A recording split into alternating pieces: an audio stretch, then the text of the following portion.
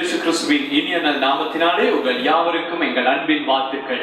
යේසුස් වහන්සේගේ අනගේ නාමයෙන් ඔබ සියලු දෙනාම ඉතා සාදරයෙන් පිළිගන්නවා. கர்த்தர் நல்லவர், அவர் கிருபை என்றும் உள்ளது. ස්වාමීන් වහන්සේ යහපත්, උන්වහන්සේගේ කරුණාව සදාකාලිකයි. இந்த நாளிலும் கர்த்தர் எங்களோடு பேசும்படிக்காக அவரை நோக்கி பார்க்க போகிறோம். අද දවසේ උන්වහන්සේ අපිට කතා කරන පිණිස උන්වහන්සේ දෙස අපි බලන්නට යනවා. ஆண்டவர் எங்களோடு பேசாவிட்டால் ஒன்றும் நடக்காது. දෙවියන් වහන්සේ අප සමග කතා නොකළොත් කිසිවක් සිදු වෙන්නේ නැහැ. அவர் எங்களோடு பேச வேண்டும். උන්වහන්සේ අප සමග කතා කරන්න ඕනේ. அவருடைய வார்த்தை எமக்கு ஒரு விடுதலையை கொடுக்கும். උන්වහන්සේගේ වචනය අපට මිදීම දෙනවා. ஒரு விஷயம் அவரை நோக்கி பார்ப்போம். මොහොතක් උන්වහන්සේ දෙස අපි බලමු. பரிசுத்தம் நிறைந்த நல்ல தகப்பனே, ශුද්ධකමින් පිරුණා වූ දෙවියන් යාගේ இந்த நாளில் எங்களோடு பேசும்படிக்காக ஜெபிக்கிறேன். අද දවසේදී අප සමග කතා කරන්න කියලා වියාපනය உம்முடைய வார்த்தை தெளிவாய் எங்கள் இருதயங்களுக்குள் கடந்து வருவதாக. ඔබගේ වචනය පැහැදිලිව අපගේ හදවතට පැමිණේවා. நீர் எங்களோடு பேசும். ඔබ අප සමග කතා කරන්න. கேட்டுக்கொண்டிருக்கிற ஒவ்வொருவரையும் ஆசீர்வதி. සමන් දෙනා හැමෝටම ආශිර්වාද කරන්න. இயேசுவின் நாமத்தில் ஜெபிக்கிறோம் நல்ல பிதாவே. යේසුස් වහන්සේගේ නාමයෙන් යාඥා කරන දෙවි පියාණනේ. ஆமென்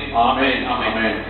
இந்த நாளிலும் கூட අද දවසේදී 2 பேதுரு முதலாவது அதிகாரம் 10வது வசனத்தை அடிப்படையாக கொண்டு தேவனுடைய வார்த்தையை நாம் தியானிக்க போகிறோம். අද දවසේදී දෙවෙනි පේතෘස් පළවෙනි පරිච්ඡේදයේ 10 වෙනි වාක්‍යය සිට අපි මෙනෙහි කරන්නට යනවා. நாங்கள் அந்த வசனத்தை வாசிப்போம். එම වචනය අපි කියවමු. 2 பேதுரு முதலாவது அதிகாரம் 10வது வசனம். දෙවෙනි පේතෘස් පළවෙනි පරිච්ඡේදයේ 10 වෙනි වාක්‍යය. அதில் முதல் பகுதியை மட்டும் நான் இப்பொழுது வாசிக்கிறேன்.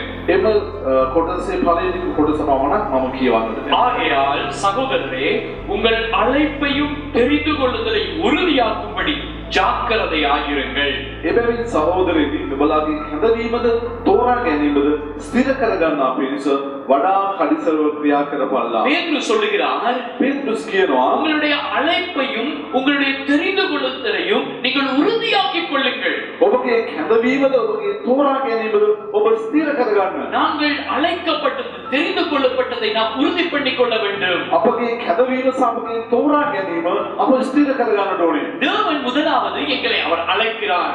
දෙවියන් වහන්සේ පළමුවෙන් අපව කැඳවනවා. அதை 1 பேதுரு 2:9 வாசிக்கிறோம். ඒදී අපි පළවෙනි පේතෘස් දෙවෙනි පරිච්ඡේදයේ 9 වෙනි වාක්‍යය අපි කියවනවා. இன்னமாக 2 பேதுரு முதலாவது அதிகாரம் 3வது வசனத்திலும் வாசிக்கிறோம். එසේම දෙවෙනි පේතෘස් 1:3 අපි ඒ දේ நான் කියවනවා. பேதுருவினுடைய புத்தகத்தை மட்டும் அடிப்படையாக கொண்டு சொன்னேன். මම පේතෘස් පොත අනුසාරයෙන් පමණක් ඔබට මම කතා කරනවා. ஆகவே தேவன் எங்களை அவர் அழைக்கிறார். දෙවියන් වහන්සේ අපව කැඳවනවා. பாருங்கள், முதலாம் அதிகாரம் 3ஆம் வசனம் சொல்லுகிறது, පළවෙනි පරිච්ඡේදයේ 3 වෙනි වාක්‍යය කියනවා நம்முடைய மகிமையினாலும் காருண்யத்தினாலும் நம்மை அழைத்தவரை அறிகிற அறிவினாலே அவர் நம்மை அழைத்திருக்கிறார். තමන් වහන්සේගේ මහිමෙන් සහ ගුණවන්තකමෙන් කැඳවාගත් තරන් වහන්සේ එන උන්වහන්සේ අපව කැඳවනවා.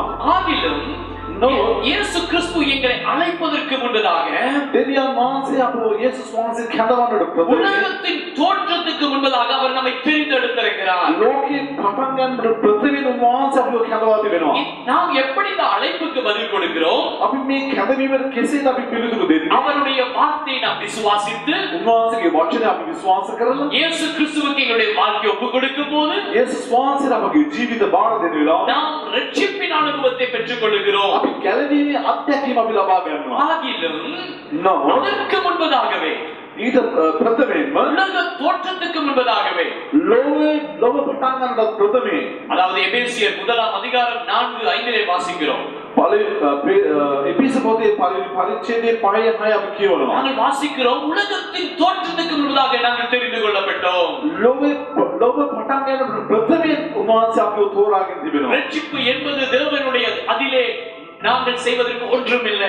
දෙවියන් වහන්සේ ගැලවීම කියන්නේ දෙවියන් වහන්සේ අපිට දුන්නා වූ දෙයක් අපිට කරන්න කිසිවක් නැහැ. அவர் எங்களை ரட்சித்திருக்காமல் இருந்திருந்தால், උන්වහන්සේ අපිව ගලවා ගත්තේ නැතිනම් எங்களை அவர் இந்த ஆச்சரியமான ஒளியின் இடத்தில் கொண்டு வராமல் இருந்திருந்தால், මේ විශ්වවත් ආලෝකික වහන්සේ අපිව කැඳවා ගත්තේ නැතිනම් நாங்கள் இருளிலேயே வாழ்ந்திருப்போம், අපි අඳුරේම ජීවත් වෙන්නට ඇති. பாவத்திலே வாழ்ந்திருப்போம். පාපයේ තුලම ජීවත් වෙන්නට கர்த்தர் ඇති. எங்களை ரட்சித்தது போல ஒரு பெரிய பாக்கியம் வேறு ஒன்றுமே இல்லை. දෙවියන් වහන්සේ ගලවා ගත්තා වගේ වෙන කිසිවක් මෙලොව නැහැ. நாம் ரட்சிக்கப்பட்டோம் என்பது எப்படி அறிகிறோம்? අපි ගැලවීම ලබා ගත්ත කියලා කෙසේද අපි දැනගන්නේ? இன்றைக்கு சில இடங்களில் இப்படி செய்கிறார்கள். සමහර ස්ථානවල මේ වගේ කරනවා. முன்பதாக அழைத்து ඔවුන් ඉදිරියට ஒரு කැඳවලා புதிய ஒருவரை முன்பதாக அழைத்து අලුත් කෙනෙක් ඉස්සරහට කැඳවලා அவர்கள் ஒரு ஜெபத்தை சொல்லிக் கொடுத்து යාඥාවක් කියලා දීලා இப்படியாக நீ இயேசுவே உறுதியத்துக்கு வாரும் என்று சொல்லுகிறார்கள்.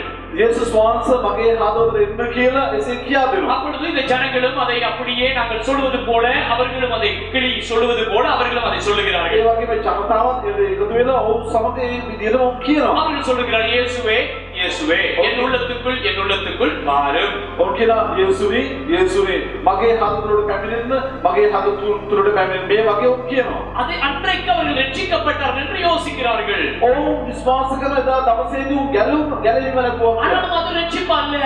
නමුත් ඒක ගැලවීම නොවේ. ரட்சிப்பு என்று சொல்லும்போது ගැලවීම කියන වෙලාවේ இருதயம் மாற்றம் அடைகிற ஒரு நாள். හදවත වෙනස් වෙන්නා වූ දවසක්. கர்த்தர் எங்களை தொடும்போது ස්වාමීන් වහන්සේ අපට ස්පර්ශ කරන වෙලාවේ கர்த்தரை நாம் சந்திக்கும் போது ස්වාමීන් වහන්සේව හමු වෙන වෙලාවේ என்னுடைய இருதயம் மாற ஆரம்பிக்கிறது. මගේ හදවත වෙනස් වෙනවා. இப்பொழுது நாங்கள் இந்த முதலாம் அதிகாரத்திலே வாசிக்கும் போது මේ පළමු පරිච්ඡේදය අපි කියවන වෙලාවේ நாங்கள் ரட்சிக்கப்பட்ட உடனே අපි ගැලවීම ලැබු විගස எங்களை அறியாமலேயே தேவ பக்திக்குரிய ஒரு வாஞ்சை எங்களுக்குள்ளே வருகிறது. අපේ නොදැනුවත්වම අප තුළ දේව භක්තිවන්තකමක් අප තුළ ඇති වෙනවා. பாருங்கள், அதை குறித்து நாங்கள் 5ஆம் வசனத்திலே வாசிக்கிறோம். ඒ පිළිබඳව අපි පස්වෙනි වාක්‍යය அதுக்கு நான் பின்பதாக வருகிறேன். පස්වෙනි මම ඒ දේ දෙන්නම්. ஆகவே நாங்கள் ஒரு பக்தி தேவ பக்தி எங்களுக்குள்ளே வாஞ்சை வருகிறது. දේව භක්තිවන්තකමේ ඒ වගේම පිපාසයක් අප තුළ එනවා. இருதயத்தின் ஒரு மாற்றம் ஏற்படுகிறது. හද තුළ වෙනසක් ඇති වෙනවා. இது நாங்கள் ஏதோ ஒரு நாள் ஒரு சின்ன ஜெபம் செய்த உடனே அன்றையோடு நான் இயேசுவின் பிள்ளை என்பது அல்ல. මේ කෙටි යාත්‍රාව කරපු ගමන් මම යේසුස් වහන්සේගේ දරුවෙක් වුණා ඒක නොවේ. இதை கொஞ்சம் நாங்கள் விளங்கிக் கொள்ள வேண்டும். අපි මේ දේ පැහැදිලි நான் කරගන්න இன்றைக்கு பேசும் ஒரு காரியத்தை சற்று கவனமாய் கேளுங்கள். පාද කතා කරන්න උදේ ඔබ ඉතා ඕනෑකමින් සමන් දෙන්න. உண்மையான ஒரு பாரத்தோடு பேசுகிறேன். සැබෑ වූ බරක් යුතුව මම ඔබට කතා ஏன்னா කරනවා. நான் இன்றைக்கு 2 கூட்டத்தோடு நான் பேச போகிறேன். අද දවසේ කණ්ඩායම් දෙකක් සමග මම කතා කරන්න යනවා. விசுவாசிகள் தான், ඇදහිල්ලන්තයන් சபைக்கு තමයි வருகிறவர்கள் தான். සභාවට ඉන්න එක සැබෑවක්. ஆயிரம் 2 கூட்டத்தார். නමුත් ඒ කණ්ඩායම් දෙකක් ஒரு கூட்டம் එක කණ්ඩායමක් ரட்சிக்கப்பட்டோம் என்று நினைக்கிறார்கள், ஆனால் ரட்சிக்கப்படவில்லை. ගැලවීම ලැබුවා කියලා ඔවුන් සිතනවා නමුත් ඔවුන් ගැලවීම ලබන්නේ නැහැ. ஆகவே தான் நாங்கள் வாசித்தோம், எங்களுடைய ரட்சிப்பை நாங்கள் உறுதி பண்ணிக் கொள்ள வேண்டும். ඒ නිසා අපි කියුවේ අපගේ ඒ කැදවීම අපි ස්ථිර කරගන්න ඕනේ. இன்னொரு கூட்டம் இருக்கிறார்கள், තවත් කණ්ඩායමක් සිටිනවා. அவர்கள் ரட்சிக்கப்பட்டு இருக்கிறார்கள், ඔවුන් ගැලවීම ලබා සිටිනවා. ஆனாலும் நாங்கள் ஓடி முடிப்போமோ என்று பயந்து கொண்டிருக்கிறார்கள். නමුත් ඔවුන් දුවල නිම කරයිදෝ කියලා බයෙන් යුතුව ஆகவே இந்த සිටිනවා. 2 கூட்டத்தோடு இன்றைக்கு பேச මේ போகிறேன். කණ්ඩායම් දෙක සමග අපි කතා කරන්න ஆகவே යනවා. நான் இப்படியாக நான் ஒரு கதையை ஞானஸ்தான பாடங்களில் ஒரு கதை சொல்வது வழக்கம். මම සාමාන්‍ය බෞද්ධිස්ම පන්තියේදී එක කතාවක් කියනවා நான் அதை සාමාන්‍යයෙන්. கொஞ்சம் உங்களுக்கு சொல்லிக் கொடுக்கட்டும். මම මේ කතාව ඔබට කියලා දෙන්නම්. எங்களுக்கு தெரிந்த 2 மிருகங்கள் தான், ஒன்று பன்றி, மற்றது பூனை. අපි දන්නවා සත්වයන් දෙදෙනෙක් ඉන්නවා. එකේ කැල්ල ඌරා අනිත් කතාව වෙලා පූසා. பன்றி எப்படிப்பட்டது என்று இலங்கையில் இருக்கிறவர்களுக்கு நன்றாகவே தெரியும். ඌරා කොයි වගේ සතෙක්ද කියලා ලංකාවේ මිනිස්සුන්ට හොඳින්ම දන්නවා. அதுவும் நாங்கள் வத்தலை பகுதி என்றபடினா நன்றாகவே தெரிந்திருக்க வேண்டும். ඒ වගේම වත්තල කියන වෙලාවේදී ඒ සතා ගැන හොඳින්ම දන්නවා. ஆகவே இந்த பன்றி எப்பொழுதும் அழுக்கை ஊத்தையை நாடி செல்லும். මේ ඌරා ඕනෑම වෙලාවකම කුණු සොයාගෙනමයි යන්නේ. அதற்கு அழுக்கு ஊத்தை என்றால் அதுதான் அதுக்கு சொர்க்கம். කුණුසා ඒ වගේම තිබෙන ජරාව ඇවිල්ලා ඒ දේ තමයි සතාට ස්වර්ගය. ஆகவே இன்னொரு மிருகத்தை எடுத்தால் அது ஒரு பூனையை நாங்கள் உதாரணமா எடுப்போம். තවත් සතෙක් අපි ගන්න වෙලාවට කූසව ගත්තොත් பூனை எப்படி இருக்கும்?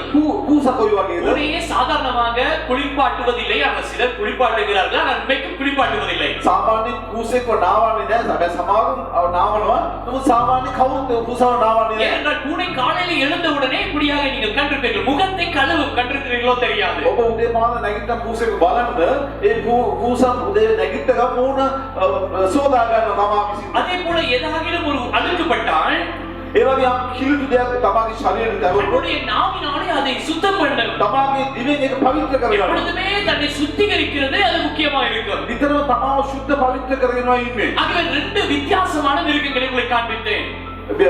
දෙවිදාකාර වෙනස් සතුන් දෙදෙනෙක් ගැනම කතා කරා. இப்பொழுது இப்படி ஒரு காரியம் நடக்கிறது என்று வைப்போமே. අපි දැන් කියමු මේ වගේ දෙයක් සිදු වෙනවා. ஒரு டாக்டர் ஒரு நாள் வந்து, ඒක ડોක්ටර් කෙනෙක් ඇවිල්ලා சர்ஜன் என்று வைப்போம், අපි දැන් කියමු සර්ජන් කෙනෙක් කියලා. அவர் வந்து யோசிக்கிறார், ඔහු දැන් කල්පනා ஒரு කරනවා நாள் ஒரு ஹார்ட் டிரான்ஸ்பிளான்டேஷன், ஒரு இருதய மாற்று சத்திர சிகிச்சை ஒன்று செய்வோம் என்று யோசிக்கிறார். ඒ වගේම හදවත් උවමාරු කිරීමක් කරන්න කියලා කල්පනා කරනවා. அதில் அவர் என்ன செய்கிறார்? ඔහු දැන් මොකක්ද இந்த කරන්නේ? பூனையுடைய இருதயத்தை எடுத்து පූසගේ හදවත අරගෙන அந்த பன்றியினுடைய இருதயத்துக்கு பதிலாக அந்த பன்றிக்குள்ளே போட்டு விடுகிறார். ඒ වගේම ඒ ඌරගේ හදවතද මේ පූසගේ හදවත කියලා සවි කරනවා. இப்பொழுது வெளியே பார்த்தால் දැන් පිටතින් බලන වෙලාවේ பன்றி மாதிரி தான். ඌරා වගේමයි. அந்த வால் அப்படி இருக்கும். ඒ වලිගේ වගේම තියෙන්නේ. எல்லாமே அப்படி இருக்கிறது. ඔක්කොම ඒ වගේ තියෙයි. ஆனால் இப்பொழுது இந்த பன்றி வித்தியாசமா இருக்கிறது. නමුත් දැන් මේ ඌරා ටික වෙනස්ව සිටිනවා. இவ்வளவு காலமும் මෙච්චර කාලයක් இந்த பன்றியை சொல்லுமே நீங்கள் ஆசையாக எடுத்து வளர்க்க பார்த்தீர்கள். අපි දැන් කියමු ආසාවෙන් ඌරව හදාගන්න කල්පනා කරා කියලා. நீங்கள் ஒரு பன்றியை எடுத்து வளர்த்து அதுக்கு பவுடர் போட்டு அடிக்கல போட்டு நீங்கள் பவுடர் எல்லாம் போட்டு நீங்கள் வளர்த்தாலும் ඔබ ඌරෙක් ගෙනල්ලා ලස්සන නාවල කරලා ඒ වගේ ඕඩි කරන ඒවා දාලා කොච්චර ලස්සන තැබුවා. அது திரும்ப அழுகை தான் ஓடும். ඒ සතා නැවතත් කොහොම සංගිලි පොඩ්ඩක්ම යන්නේ. சங்கிலி போட்டு வைத்தால் இருக்கும் விட்டால் ஓடி போய்விடும். ඒ වගේ ධම්මලගේ බැඳ සිටි හැබැයි අත්හැරියොත් දුවලා යයි. ஆனால் இப்பொழுது නමුත් දැන් இந்த பன்றி வித்தியாசமா இருக்கிறது. දැන් මේ ඌරා වෙනස්ව සිටිනවා. எப்படி? කොහොමද? இருதயம் மாற்றப்பட்டிருக்கிறது. හදවත වෙනස් කරලා තිබෙනවා. உள்ளே பூனையுடைய இருதயம். ඇතුළත තිබෙන්නේ ඒ පූසගේ හෘද වස්තුව. வெளியே பார்த்தால் ஒரே மாதிரி தான் இருக்கிறது. පිටින් බලනකොට ඒ වගේමයි. ஆனால் නමුත් இப்பொழுது அழுக்கு ஒன்று பட்ட உடனே දැන් කිලුඩු දෙයක් ඇදිච්ච ගමන් உடனே தன்னை சுத்தம் பண்ணிக் கொள்கிறது. විකසිතම තමාව පවිත්‍ර කර ගන්නවා. நக்கிக் கொள்கிறது. තමාව ලෙවකා ගන්නවා. அது இப்பொழுது ஊத்தையை நோக்கி ஓடாது. දැන් කුණුව රොඩු සොයාගෙන දුවන්නේ නැහැ. இப்பொழுது உடனே அட்டப்பட்டவளை தேடி வந்து அதை வீடியோ எடுப்பார்கள். அட்டப்பட்ட මේ වෙලාවේදී අතපොට්ටුවෙන් ඇවිල්ලා ඒ සතාව දැන් වීඩියෝ කරයි. உலக அற்புதங்களில் ஒன்று ලෝක පුදුම වලින් තවත් එකක් මෙන්න. ஊத்தையை தேடாத ஒரு பன்றி. කුණු නොසොයන්නා වූ ඌරා කියලා.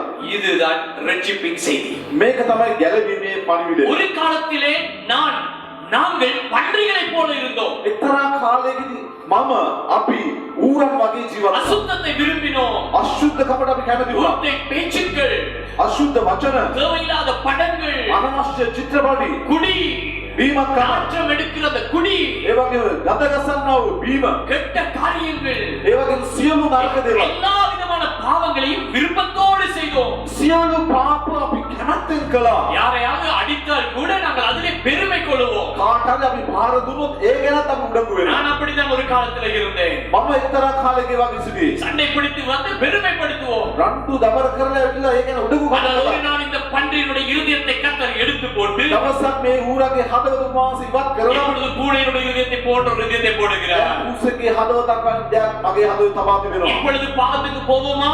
දැන් අපි පාපයට යනවද? ஆம் போவோம். ඔව් අපි යනවා. சில நேரம் ஊத்தையில விழுவோம். සමහර විට අපි කුණු වලට சில වැටෙනවා. நேரம் ஊத்தைகளுடைய சரீரங்களிலே படும். සමහරකට කුණු අපේ ජීවිත වලට තැවෙනවා. ஆனாலும் ஒரு வித்தியாசம் உண்டு. හැබැයි යම් වෙනසක් அந்த තියෙනවා. ஊத்தை அந்த அழுக்கை ஊத்தை நாங்கள் என்ஜாய் பண்ண மாட்டோம். නමුත් ඒ කුණු රොඩු සමග අපි එන්ජොයි කරන්නේ. நாங்கள் வேதனைப்படுவோம். අපි වේදනාවට ஐயோ, அழுக்கப்பட்டு விட்டது. අනේ කුණු රොඩු තැවෙනවා. உடனே துடைத்து விடுவோம். ඒ විකසින්ම පවිත්‍ර කරගන්න. அதுதான் ஒரு ரட்சிக்கப்பட்ட மனிதனுக்குள் ஏற்படுகிற மாற்றம். ඒදී තමයි ගැලවෙන්න ලැබු මිනිස්සු තුළ තිබෙන වෙනස. அவன் உலகத்தில் இருக்கிற பாவங்களிலே தொடர்ந்து வாழ மாட்டான். මේ ලෝකයේ තිබෙන පාපය තුළ නොකඩවා ජීවත් වෙන්නේ அவன் නැහැ. முன்பு விரும்பி செய்ததை இப்பொழுது அவன் விரும்பாமல் சில நேரம் செய்து விடுகிறான். ඉස්සර කැමැත්තෙන් කළා වූ දේ දැන් අකමැත්තෙන් වූ කරන්නේ. இப்பொழுது அவன் செய்ய விரும்புவதில்லை. දැන් මේ දේ කරන්න ආසා කරන්නේ නැහැ. அவன் ஏதோ ஒரு விதத்திலே கோபப்பட்டு சண்டை பிடித்தான் என்று வைப்போமே, යම් කිසි විදියකට තරහා වෙලා රණ්ඩු කරා කියලා සිතමු. அவன் நிம்மதி இழந்து விடுகிறான். ඒ වෙලාවට අසහනය ஆண்டவரை ජීවත් நான் உம்மை துக்கப்படுத்தி விட்டேன். ස්වාමීන් මම ඔබට මම වේදනාවට පත් என்னை කළා. மன்னியும் අනේ ஆண்டவரே. ස්වාමීන් ඔබ කනවා දෙන්න. அப்படிப்பட்ட ஒரு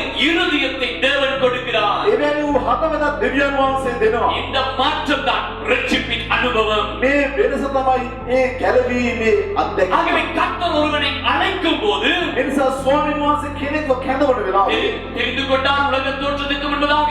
ලෝක පටන් ගන්න ප්‍රථම තෝරාගත්ත இப்பொழுது அவனை அழைக்கிறார். දැන් උන්වහන්සේ කැඳවනවා.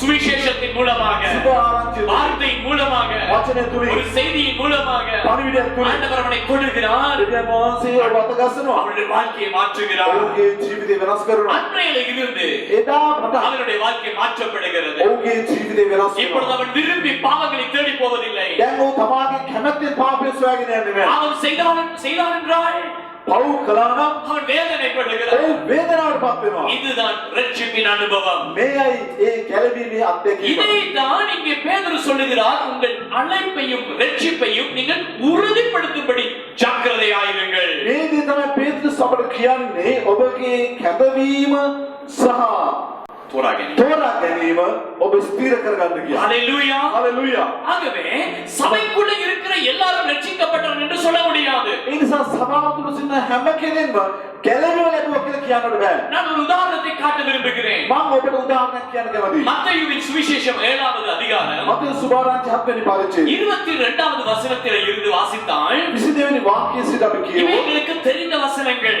මෙය අපි දන්නා වචන. கடைசி காலத்திலே අවසාන කාලයේ நியாய தீர்ப்பின் நேரத்திலே විනිශ්චය වේලාවේදී தேவனிடத்தில் அநேகர் வருகிறார்கள். යේසුස් වහන්සේ දෙවියන් වහන්සේට බොහෝ මනුෂ්‍යයන් එනවා. அவர்கள் வந்து சொல்லுகிறார்கள், ඔවුන් ඇවිත් කියනවා கர்த்தாவே கர்த்தாவே ස්වාමීනි ස්වාමීනි உமது நாமத்தினாலே நாங்கள் தீர்க்க தரிசனம் உரைத்தோம், ඔබගේ නාමයෙන් අනාගත වචන අපි කියනවා. பிசாசுகளை துரத்தினோம், යක්ෂයන් දුරු කළා.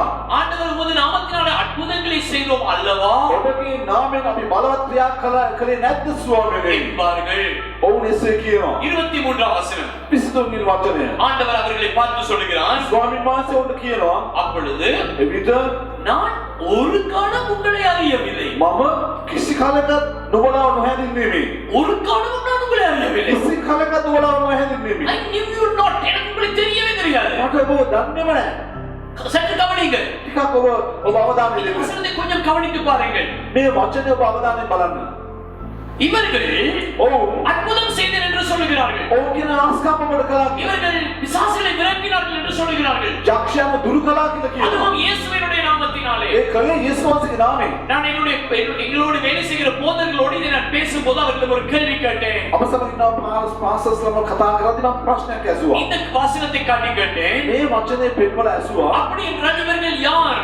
එසේනම් මේ අය කවුද? அப்பொழுது அவர்கள் சிலர் சொன்னார்கள், සමහරුන් කිව්වා இவர்கள் ரட்சிக்கப்பட்டு ගැලවීම ලැබලා ஊழியம் செய்தார்கள், சரியா செய்ய இல்லை. ඔවුන් සේවය කළා ඔවුන් හරියට සේවය சிலர் කළා. சொன்னார்கள் ஆரம்பத்திலே நல்லா செய்து இப்பொழுது விழுந்து விட்டார்கள். සමහරුන් කිව්වා ආරම්භයේදී සේවය කළා දැන් ගැටිච්චා වූ අය. அப்பொழுது நான் கேட்டேன், එවිට මම ඇසුවා அப்படி என்றால் එසේනම් ஆண்டவர் சொல்லுகிறாரே, දෙවියන් වහන්සේ நான் කියනවා ஒரு காலம் உங்களை அறியவில்லை என்று ස්වාමී சொல்கிறாரே. කියනවා නේද මම කිසි කාලයකට ඔබ හඳුනන්නේ නැහැ කියලා. ஆண்டவர் என்ன சொல்லியிருக்க வேண்டும்? උන්වහන්සේ කළ යුතු ஒரு காலத்தில் நான் உங்களை அறிந்திருந்தேன், එක්තරා කාලෙම දැන ஆனால் සිටියා. நீ இப்பொழுது விழுந்திருக்கிறாய். දැන් ඔබ වැටි සිටිනවා. அப்படி எல்லாம் சொல்லியிருக்க வேண்டும். එසේ කියන්න තිබුණා නේද? ஆனால் ஏன் இயேசு இப்படி தேவன் இப்படி சொல்லுகிறார்? අයි දෙවියන් වහන්සේ මේ වගේ කියනවා. நான் ஒரு காலம் உங்களை அறியவில்லை. කිසි කාලයකට ඔබ හඳුනන්නේ නැහැ. ஆண்டவர் பொய் சொல்லுகிறாரோ එහෙනම් දෙවියන් වහන්සේ බොරු කියනවද? என்ற ஒரு கேள்வி எழும்புகிறது அல்லவா? දැන් ප්‍රශ්නයක් නැගෙනව නේද? இப்படி சொல்லுவேன், எங்களுடைய சபையில ஒரு சகோதரன் இருந்தார், අපේ සභාවේ සහෝදරයෙක් සිටියා. இப்பொழுது எங்களோட கோபப்பட்டு போய்விட்டார் என்று வைப்போமே. අපි දැන් කියව අපිට තරහ වෙලා ගියා. ஒரு 3 வருஷத்துக்கு பின்பதாக අවුරුදු 3කින් அவரை පස්සේ நான் வீதியிலே காண்கிறேன். අපි වීදිනේ හමු වෙනවා. அப்பொழுது அந்த சகோதரனை பார்த்து, ඒ සහෝදරයා දිහා බලලා நான் இவரை ஒரு நாளும் அறியேன் அப்படின்னு சொல்லுவேனா? මම කියනවා මේ සහෝදරයා මම කවදාකවත් මම දන්නේ නැහැ හඳුනන්නේ නැහැ කියලා. அப்படி சொல்ல முடியாது. ඒ වගේ කියන්නට බෑ. நான் அறிந்திருந்தேன், ஆனால் இவர் விட்டு போனார். ඒක මම ඉස්සරව හඳුනනවා දැන් ඔය දාලා කියනවා. ஆனால் ஆண்டவர் அப்படி என்றால் என்ன சொல்லுகிறார்? එහෙනම් දෙවියන් වහන්සේ මොකක්ද මෙතන කියන්නේ? அறியவில்லை என்றால் ඔබ නොහඳුනන්නේ මේ කියනවා නම්. அறியவில்லை தான். ඔබ හඳුනන්නේම නැහැ. இந்த அறியவில்லை என்ற பதத்தை නොහැඳින්නේ මේ කියන වචනේ. பழைய ஏற்பாட்டில் நீங்கள் வாசிக்கும் போது පරණ කිව්සුමේ කියන වෙලාවේ இதனுடைய அர்த்தத்தை ඒකේ තේරුම ஒரு கணவன் மனைவியினுடைய உறவுகளில் அடிக்கடி பார்க்கிறோம். ස්වාමි පුරුෂයා සහ භාර්යාව අතර තිබෙන ওই සම්බන්ධතාවය. ஆபிரகாம் சாராளை அறிந்து கொண்டான். ඒ වගේ ආබ්‍රහම් සාරව හැදින්නේය. அப்பொழுது அவர்களுக்கு ஒரு பிள்ளை பிறந்தது. එවිට උන්ට දරුවෙක් ඉපදුනා. அதனுடைய அர்த்தம் என்ன? இன்டிமேட் ரிலேஷன்ஷிப், அதாவது மிக கிட்டி நெருங்கிய ஒரு உறவு. ඒකේ අර්ථය ඉතා සමීප වූ සම්බන්ධතාවය. ஆண்டவர் இங்க என்ன சொல்லுகிறார்? දෙවියන් වහන්සේ මොකද්ද කියන්නේ? எனக்கும் இவர்களுக்கும் ஒரு உறவு இல்லை. මොවුන්ටත් මටත් කිසිම සම්බන්ධතාවයක් ஆனால் නැහැ. அந்த ஜனங்கள் என்ன யோசித்தார்கள்? දැන් මේ ජනතාව මොකද සිදුවේ? அவர்கள் சபையில் ஊழியம் செய்துவிட்டு සභාවේ සේවයක් කරලා அவர்கள் யோசித்தார்கள், ඔවුන් කල්පනා "Oh, කළා. we are on the way to heaven. நாங்கள் பரலோகத்துக்கு தான் போய் අපි கொண்டிருக்கிறோம்." ස්වර්ගයට යාගෙනම අපි සිටින්න කියලා සිදුවේ. அதனால் தான் கடைசி நாளிலே ஐயோ நாங்கள் வேற பஸ்ல ஏறிட்டோம் என்று சொல்வது போல வந்து கேட்கிறார்கள். ඒකයි වෙලාවේදී අනේ අනේ වෙන බස් කොයිදෝ බස් එක නැග්ගා වගේ උන්ට තිබුණේ. அப்பொழுது வந்து கேட்கிறார்கள், ඒ වෙලාවේ අසනවා "உம்முடைய நாமத்தில் அல்லவோ அற்புதங்களை செய்தோம். ඔබගේ නාමයෙන් නොවේද අපි අස්කම් කරේ? அவங்களுக்கே ஷூர் இல்ல. ඔවුන්ටම ෂුවර් එකක් නැහැ. ஏன்னா அவர்கள் யோசித்தார்கள் ஆண்டவர் ஊழியம் செய்வதாக. ඔවුන් සිතුවා දෙවියන් වහන්සේට සේවය කළා කියලා. நான் இங்க கொஞ்சம் இப்படி விளக்கப்படுத்தட்டும். අපි මේ විදිහට පැහැදිලි කරා. ஒரு சொல்லுவோமே இப்படியாக. අපි දැන් කියමු ஒரு கணவன் மனைவி இருக்கிறார்கள். අපි කියමු පුරුෂයා සහ භාර්යාව සිටිනවා. ஒரு மனைவி உண்மைக்கும் ஆண்டவர் தொட்டு ரட்சிக்கிறார். අපි දැන් කියමු ඒ භාර්යාව ස්වාමීන් වහන්සේ ස්පර්ශ කළා ඒ ගැනීම ලබනවා. எங்கள் சபையை போன்ற ஒரு சபைக்கு வர ஆரம்பிக்கிறார்கள். අපේ සභාවකට ඔවුන් එනවා. அவர் தொடர்ந்து வருகிறார். නොකොට වයින්නවා. வரும்போது ඊට වෙලාවෙ உங்களுக்கு தெரியும் விசேஷமா எங்களுடைய சபைகளிலே நாங்கள் அஷரிங் எல்லாம் பண்ணும்போது நாங்கள் மிக அதிகமாய் அன்பை காட்டுவோம். ඔබ දන්නවා අපි අපේ සභාවන් වල අශරීර කරන වෙලාවෙදී අපි ප්‍රේමය ඕනට වඩා උන්ට දෙනවා. சில நேரம் ஒரு சிஸ்டர் வந்தாள், ஒரு தாய் வந்தாள். අම්මා කෙනෙක් නම් සහෝදරියෙක් அவர் ආවා. வரும்போது நாங்கள் சில நேரம் நான் சொல்வேன், சில நேரம் செருப்பை கழற்றி நாங்கள் ரெக்கையில வைத்து கொடுப்போம். அந்த அளவு நாங்கள் இறங்கி போவோம். අපි බහැලා ගිහිල්ලා ඔවුන්ගේ සපත්තු නැත සෙරෙප්පු ගාලා රැකේ තියනවා එච්චර විදිහට අපි බහැලා. பேக்லாம் தூக்கி கொண்டு வருவோம். ඒ බෑග් එක තප්පුසේ உங்களுக்கு ගිහින් தெரியும், நாங்களும் கூட ஊழியக்காரங்க நான் கூட இறங்கி போய் நாங்கள் சாப்பாடு எல்லாம் கொடுக்கும்போது நாங்களே பரிமாறுவோம். ඒ නිසා අපි සේවකයන් විදිහට අපි බෑලා ගිහිල්ලා ඒ කෑම දෙනවල කෑම කටි දෙලා දෙනවා. சில சபைகளிலே பார்த்தால் සමාන සභාවක් பாஸ்டருக்கு வேற ஒரு பிளேட் வேற ஸ்பெஷலாக செய்து கொடுப்பார்கள். ඒ පාස්ටර්ට වෙනම ප්ලේට් එක ස්පෙෂල් විදිහට දෙනවා. அவருக்கு வேற ஒரு மேசை இருக்கும், அவருக்கு வித்தியாசமான ஒரு சேர் இருக்கும். ඔවුන්ට මේක මේසයක් වෙනම පුටු කුටි වෙනවා. ஆனால் நாங்கள் இங்கே என்ன செய்கிறோம்? මේ මොකක්ද අපි කරන්නේ? நாங்களே போய் எல்லாருக்கும் பரிமாறுவோம். අපිම ගිහිල්ලා ඔවුන්ට කෑම බෙදා நாங்கள் දෙනවා. எல்லாரும் பரிமாறி அவர்கள் சில நேரம் பிள்ளைகள் மிச்சமிட்டால் அதையும் நாங்கள் சாப்பிடுவதுண்டு. අපි ඔවුන්ට බෙදා දෙනවා. ඔය දරුවන් කෑම ඉතුරුකොත් ඒ කෑමත් අපි எங்களுடைய කනවා. பிள்ளைகள் மற்றவருடைய பிள்ளைகள் අනිත් දරුවන් அப்படி நாங்கள் இறங்கி செய்கிறோம். ඒ වගේ දේවල් අපි කරනවා. கவனித்துக் கொள்ளுங்கள். ඔබ සමහර இப்படி நாங்கள் செய்வதை கண்டவுடனே මේ වගේ කරනවා දේ இந்த දැක්කම ரட்சிக்கப்பட்ட இந்த சிஸ்டருடைய ஹஸ்பண்ட் ඒ ගැලීම් ලැබුව මේ සහෝදරියගේ පුරුෂයා அவர் நினைக்கிறார், ඔව් කල්පනා இந்த කරනවා. ஜனங்கள் உண்மைக்கு அருமையானவர்கள், ඇත්තට මේ ජනතාව අනන්ත ජනතාව. இவங்களோடு நாங்கள் சேர்ந்தால் எங்களுக்கும் நல்லது. මේ අය සමග එකතු වුණොත් අපිට அவர் යහපත්. மிகவும் அன்பாய் பழகுகிறார்கள். ඔව් තාමත් හොඳින් ප්‍රේමයෙන් எங்களுக்கும் இந்த අපිට வந்தனையில ஃப்ரெண்ட்ஸும் இல்ல. මේ වත්තර අපිට ෆ්‍රෙන්ඩ්ස්ලාත් නැහැ. இவங்களோட சேர்ந்து கொள்வோம். ඔවුන් සමග එකතු වෙමු. எது வேண்டுமென்றால் உதவி கூட செய்வார்கள். ඊටත් වඩා උදව්වක් අපිට කරයි. எங்களுடைய நாங்கள் வீடு மாறினா எங்களுக்கு பொருட்கள் எல்லாம் தூக்கி கொடுப்பார்கள். ඒවලේ මාරු වෙන වෙලාවේදී බඩුත් උස්සලා දෙයි. நல்ல brothers இருக்கிறார்கள். බ්‍රදර්ස්ලා මේ அப்பா සභාවේ வீடு தேடி கொடுக்கிறார்கள். ගෙවල් හොයලා දෙනවා. இப்படியாக பல யோசனைகளினாலே ඒ බොහෝ සිතිවිලි නිසා அந்த ஹஸ்பண்டும் சபைக்கு வர ஆரம்பிக்கிறார். ඒ පුරුෂයා සභාවට එනවා. அவர் இப்பொழுது வருகிறார். දැන් ඔව් වෙනවා. கொஞ்ச காலம் போகிறது. ටික කාලයක් යනවා. எப்படியோ நாங்கள் இங்க எல்லாருக்கும் ட்ரெயின் பண்ணுவோம் இல்லையா? ඒක අපි ට්‍රේන් කරනවා නේද? அவரும் ட்ரைனிங் ஆகிறார். ඔව් ට්‍රේන් වෙනවා. இப்பொழுது அவருக்கு கொஞ்சம் பாட முடியும். දැන් ඔවුන්ට ටිකක් ගායනා කරන්න ஒரு පුළුවන්. கொஞ்ச நாள்ல ஒரு worship leader-ஆ மாறுகிறார். ටික කාලෙකින් පස්සේ වර්ෂිප් ලීඩර් இன்னும் கொஞ்ச කෙනෙක් நாள்ல තව ටික ஒரு කාලෙකින් நாள் worship கொடுக்காததினாலே දවසක වර්ෂිප් දුන්නේ නැති නිසා அவர் இப்பொழுது சொல்கிறார், நான் அழைக்கப்பட்டோம், எனக்கு ஊழியம் எல்லாம் இருக்குது, எங்களுக்கு நீங்க தரவில்லை என்று சொல்லி அவர் தன் மனைவியை கூட்டிக் கொண்டு போய் ஒரு சபையை ஆரம்பிக்கிறார். දැන් මට නමස්කාරයවත් දෙන්නේ නැහැ. ඒ නිසා අපි යමු කියලා බින්දරත් එක්ක එළියට ගිහලා සභාවක් ආරම්භ කරනවා. இப்பொழுது நான் யாருடைய கதையும் சொல்லவில்லை, உதாரணமாய் சொல்லுகிறேன். කාගේ කතාවක් නෙමෙයි මම උදාහරණයක් இப்பொழுது கவனிங்கள், දැන් ඔබ සමත් இவர் ரட்சிக்கப்பட்டாரா? දැන් ඔව් ගැලීම ලැබුවද? ரட்சிப்பு என்றால் என்ன? ගැලීම කියන්නේ ஒரு நாள் கர்த்தரை ஒரு மனுஷன் சந்திக்கும் போது දවසක් ස්වාමීන් වහන්සේ හමු වෙන වෙලාවට நான் ஒரு பாவி, මම පව්කාරේ நான் பாவி, මම පව්කාරේ பாவத்துக்காக இயேசு மரித்தார். මගේ පාපේ නිසා යේසුස් වහන්සේ මැරුණා. அப்படி என்று அவன் அழுது புலம்பி මේ වගේ හඬා වැළපිලා அவனுடைய இருதயத்துக்குள் ஒரு மாற்றம் ஏற்படுகிறது. ඔහුගේ හද තුල වෙනසක් ඇති වෙනවා. அது இவருக்குள்ள ஏற்படவில்லை. ඒ දේ ඔහු තුල ඇති වුණේ නැහැ. ஏற்படாமல் இப்பொழுது பாஸ்டர் ஆகிவிட்டார். ඒ දේ සිදු නොවීම ඔහු දැන් පාස්ටර් කෙනෙක් இப்பொழுது වුණා. இயேசுவின் நாமத்தை சொல்லி ஜெபிக்கிறார். යේසුස් වහන්සේගේ නාමයෙන් කියලා ඔයා அற்புதங்கள் நடக்கிறது. ஏன்னா இயேசுவின் நாமத்தில் வல்லமை உண்டு. යේසුස් වහන්සේගේ නාමයෙන් බලය තිබෙනවා. இப்பொழுது இவர் கடைசி காலத்தில் இவர் தான் கேட்கிறார் ஆண்டவரை பார்த்து, අවසාන කාලේ ඔහු තමයි ප්‍රශ්න කරන්නේ ස්වාමීන් වහන්සේ. ஆண்டவர் உடைய நாமத்தில் இதை செய்தோம் அதை செய்தோம், ஆண்டவர் எனக்கு கூட தெரியவே தெரியாது. ரட்சிக்கப்படவில்லை நீ. ඔබගේ නාමයෙන් මම මේ දේ කරා උන්වහන්සේ කියන මම ඔබ හඳුනන්නේ නැහැ நீ කියලා. ஒரு நாள் ரட்சிக்கப்படவில்லை. ඔබ ගැලීම ලැබුවේ නැහැ நீ කවදාවත්. நீ ரட்சிக்க நீ ஊழியம் செய்திருக்கலாம், ஐ டோன்ட் நோ, எனக்கு கூட தெரியாது, தொடவே இல்லை. ඔබ සේවය කරන්නට ඇති ඔබ තව ඔබ හඳුනන්නේ නැහැ. அருமையான தேவ பிள்ளைகளே, අනාගත දේව දරුවෝ. ஊழியக்காரனுக்கு அந்த ஆபத்து என்றால் ඒ සේවකයාට මේ எத்தனை අනතුරුදායක விசுவாசிகளுக்கு இந்த ஆபத்து இருக்கிறது. මේ අනතුර ඇදෙනවද இன்றைக்கு කොච්චර மறுபடியும் பிறந்து ரட்சிக்கப்பட்டு சபைக்கு ஜனங்கள் வருகிறார்களோ, නැවත ඉපදිලා සභාවට ජනතාව එනවද? இல்லாவிட்டால் வேற ஏதோ ஒரு காரியத்துக்காக வருகிறோம் நாம் அறியோம். තවත් කාරණයක් නිසා සභාවට එනවද අපි දන්නේ නැහැ. எங்களுடைய அன்பின் நிமித்தம் அவர்கள் வருவது நல்லது. අපගේ ප්‍රේමය නිසා වෙන්නේ ඒක යහපත්. ஆகிலும் அவர்கள் கர்த்தரை ஒரு நாள் சந்திக்க வேண்டும். ස්වාමීන් වහන්සේව දිනකදී හමු වෙන්න அந்த ඕනේ. பன்றியின் கதை நான் சொன்னேன், கொஞ்சம் ஞாபகப்படுத்துகிறேன். ඒ ඌරගේ කතාව වලදී அந்த பன்றியை கட்டி நாங்கள் இப்ப பவுடர் எல்லாம் போட்டு அது மாறாத அந்த பன்றி கட்டி பவுடர் எல்லாம் போட்டு வைத்தால் இருக்கும். ඒ වගේම වෙනස් නොවුණා වූ ඒ ඌරව කොහෙද බැඳලා දැම්මොත් ඒ වගේම සිටි. ஆனால் அதை கழற்றி விட்டால் හැබැයි ඒක ගැලවෙන්න அது ஊத்தைக்கு தான் ஓடும். ඒ සතා කුණු ගොඩට அப்ப இந்த ஒரு குறிப்பிட்ட சிலரை සමහර පිරිසක් நாங்கள் சபையிலே கட்டி பிடித்து அவர்களை பாதுகாக்கும் வரைக்கும் இருப்பார்கள். ඔවුන් බැඳලා සභාවේ ආරක්ෂා කරන තුරාවට ඔවුන් සිටිනවා. இந்த 3 மாதம் கர்ஃபியூ சபை கூட முடியாது. මාස 3ක් කර්ෆියු තිබෙනවා. සභාවට එකතු වෙන්නට බෑ. கர்த்தரோடு உறவு இல்லாவிட்டால் ස්වාමීන් වහන්සේලා ඒ සම්පතාවේ නැතිනම් இந்த நாட்களில் நிற்க முடியாது. මේ කාලයේ සිට ஆகவே ගන්න. கர்த்தரோடு உறவு வேண்டும். ස්වාමීන් වහන්සේ සමග ඒ සම්බන්ධතාවය இது ஒரு பெரிய ஒரு ஆபத்து. මේ තාමතු අනතුරා. இந்த ரட்சிப்பு என்றால் என்ன? මේ ගැලවීම කියන්නේ මොකක්ද? நாங்கள் ஒரு வேதத்தில் இருந்து ஒரு சின்ன சம்பவத்தை வாசிப்போம். දේව වචනයක් සිදුවීමක්. மத்தேயு சுவிசேஷம் 13ஆம் அதிகாரத்திலே මතේ සුභාරණ දාතුමින් පරිච්ඡේදය. இயேசு சுவாமி ஒரு உவமையை சொல்லுகிறார். යේසුස් වහන්සේ උපමාවක් மத்தேயு 13வது அதிகாரம் මතේ දාතුමින් இயேசு சொல்லும் உவமை ஒன்றை பார்க்க போகிறோம். 44வது வசனம். යේසුස් වහන්සේ කියන උපමාවක් බලමු 44 වෙනි වාක්‍යය. 13:44. 13:44. நாங்கள் இதை வாசிப்போம். මේ දේ අපි කියමු. அன்றியும் பரலோக ராஜ்யம் நிலத்தில் புதைத்திருக்கிற பொக்கிஷத்துக்கு ஒப்பா இருக்கிறது. அதை ஒரு மனுஷன் கண்டு மறைத்து அதை பற்றின சந்தோஷத்தினாலே போய் தனக்கு உண்டான எல்லாவற்றையும் விற்று அந்த நிலத்தை கொள்ளுகிறான்.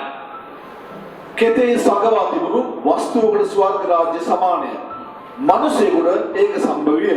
ඔව් ඒක සගවා තබා ඒ ගැන සන්තෝෂයෙන් ගොස් තමා සන්තක සියල්ල විකුණා ඒකෙත මිලදී ගන්නේය. இங்கே ஒரு அழகான உவமை, ஒரு கதை இயேசு சொல்லுகிறார். මේ ස්ථානයේදී අලංකාර උපමාවක් යේසුස් වහන්සේ ஒரு மனுஷன் ஒரு நிலத்திலே அவன் ஒரு நிலத்தில் அவர் வேலை செய்து கொண்டிருக்கும் போது මිනිසෙක් යම්කිසි වැඩබිමක වැඩ කරමින් සිටින වෙලාවේ அவன் அந்த நிலத்திலே வேலை செய்யும் போது திடீரென்று அவன் நான் நினைக்கிறேன் ஒரு மண்வெட்டி எடுத்து கொத்தும் போதோ தெரியாது, கொத்தும் போது ஒரு சத்தம் கேட்கிறது. ඔව් කෙතේ ගිහිල්ලා කොටන වෙලාවේදී යම් සත්‍යයක් වගේ උඩ ඇසෙනවා. டங்குன்னு ஒரு சத்தம் கேட்கிறது. ටොම් කියලා සද්දයක් ඇහෙනවා. மண்ணை தட்டி பார்க்கிறார், என்ன இது?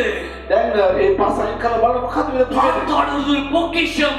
බලන වෙලාවේදී ස්ථානයේදී අප නිදානයක් වෙනවා. ஒரு பெரிய பொக்கிஷம், சிங்கள வேர்ட் அழகா இல்ல, நிதானம். ஒரு பொக்கிஷம் இருக்கிறது. එන්න ස්ථානයේදී නිදානයක් වෙනවා. அவன் யோசிக்கிறான், ඔව් දැන් කල්පනා இது அவனுடைய தோட்டம் அல்ல. මේක ඇවිල්ලා ඔහුගේ වත්ත නොවේ. அவன் வந்து வேலை செய்கிறான். ඔහු ගිහිල්ලා වැඩ කරනවා. அவன் யோசிக்கிறான், ඔව් දැන් කල්පනා இப்பொழுது என்னுடைய பிரச்சனை எல்லாம் தீர்ந்தது. දැන් මගේ ප්‍රශ්න සියල්ල නිම වෙනවා. இதை நான் விற்றால் මේක මම විකෝ இனி நான் நன்றாக வாழலாம். මම හොඳින් ජීවත් වෙන්න පුළුවන්. ஆனால் இவன் என்ன செய்கிறான்? ඔව් මොකක්ද உடனே කරන්නේ? அதை மூடுகிறான். ඒ වෙලාවේ මේක වහලා அந்த දානවා. இடத்தை ஞாபகம் வைத்துக் கொள்கிறான். ඒ ස්ථානේ මතක් කරගන්න. வீட்டுக்கு ஓடி போய் ඉවසර දුවලා தன் ගිහින් மனைவியோடு சொல்லி තමාගේ පිළිදෙල ගියා. வீட்டில் இருக்கிற எல்லாவற்றையும் விற்கிறான். තමාගේ නිවසේ හැමදේම විකුණනවා. தன்னுடைய அந்த சின்ன வீடை விற்கிறான். තමාගේ කුඩා නිවස විකුණනවා. தன்னுடைய ஒரு பைக் இருக்கிறது அதை விற்கிறான். බයික් එකක් තිබෙන ඒකත් විකුණනවා. தன்னுடைய போன் இருந்தது அதை விற்றான். ෆෝන් එක තිබුණා ෆෝන් එකක් විකුණනවා. எல்லாவற்றையும் விற்று සියලු දේ විකුණනවා. பாருங்க, அழகாக இங்கே சொல்லப்பட்ட தனக்கு உண்டான எல்லாவற்றையும் விற்று ඒකන තමා සත්‍යක සියල්ල විකුණා. அவன் போய் அந்த காணியை, அந்த முழு காணியை அவன் வாங்கி எடுக்கிறான். ඔව් ගිහිල්ලා ඒ මුළු කෙතම මිලදීලා ගන්නවා. முழு நிலத்தையும் இவன் வாங்கி எடுக்கிறான். මුළු කෙතම මිලදීලා ගන්නවා. ஏன் தெரியுமா? ඇයි දන්නවද? அந்த பொக்கிஷத்துக்காக. ඒ නිදානේ නිසා. இது ஆண்டவர் பரலோக ராஜ்யத்தோடு ஒப்பிட்டு இயேசு பேசுகிறார். මේ දේ යේසුස් වහන්සේ ස්වර්ගයට සමාන කළ කතා කරනවා. அதாவது ஒரு மனிதன் இயேசுவை அவன் சந்திக்கும் போது ඒ කියන්නේ මිනිස්සෙක් යේසුස් වහන්සේව සම්මුඛ වෙන වෙලාව. அவனுக்கு இந்த உலகத்தில் இருக்கிற எல்லாவற்றையும் விற்றாவது அவனுக்கு தேவை என்ன தெரியுமா? இயேசு தான் தேவை. ඒ මිනිස්සාට මේ ලෝකයේ සියලු දේම විකුණලා ඔවුන්ට අවශ්‍ය වෙන්නේ මොකද්ද? යේසුස් වහන්සේව. அதுதான் இந்த ரட்சிப்பு.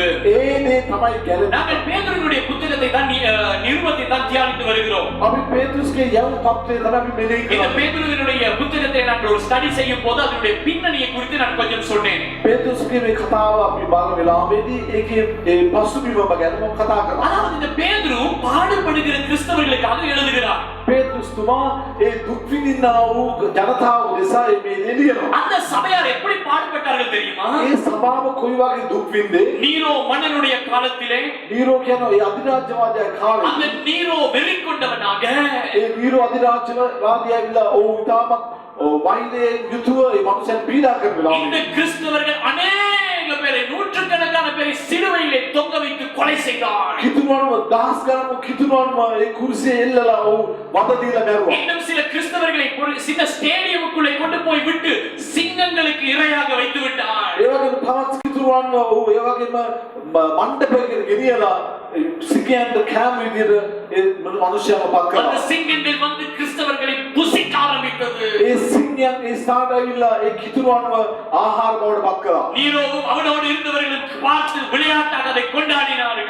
නීරෝසා ඔව් සමරිස්ටෝ ඔහුගේ මිත්‍රයන් ඒ ගැන ප්‍රීතියට පත් இன்னும் වුණා. சில இடங்களில் இரும்பு கத்திகளை பட்டயங்களை எடுத்து அதை சூடாக்கி சரீரத்துக்குள்ளே விட்டார்கள். තවත් ස්ථානවල යකඩ කූරු රත් කරලා ඔහුගේ ශරීර හිල් කළා. சரித்திரம் சொல்லுகிற காரியங்களை பார்க்கும்போது மிகவும் வேதனையா இருக்கிறது. ඉතිහාසගත සිදුවීම් බලන වෙලාවේ තාමත් දරුණුව තිබෙනවා. இன்னும் கொடூரமானது என்னவென்றால் තවත් දරුණුවම දේ. தன்னுடைய விருந்துகளை செய்யும் போது பார்ட்டிஸ் வைக்கும் போது තමන්ගේ සාද පවත්වන වෙලාවේදී அந்த கிறிஸ்தவர்களை அவன் தூண்டலாக நிறுத்தி இல்லாவிட்டால் மரங்களோடு கட்டி அவர்களை நெருப்பை கொளுத்தி விட்டு அந்த வெளிச்சத்திலே அவன் நடந்து செல்லுவானாம். ඒ කිතුනුවන්ව ගස්වල බැඳලා ඒ මනුස්සයන්ව පත්තු කරලා ඒ ආලෝකයෙන් දිස්වෙන වෙලාවේදී ඔහු ඇවිදලා යනවලු. அந்த காலத்திலே எப்படி சுவிசேஷம் சொல்லி இருக்கார்கள் என்று யோசித்து பாருங்கள். ඒ කාලෙදී මේ ජනතාව කොයි වගේ සුභාරංචි කියලා ඇද්ද කියලා කල්පනා வெளியே කරනවා. இருக்கிறவர்களை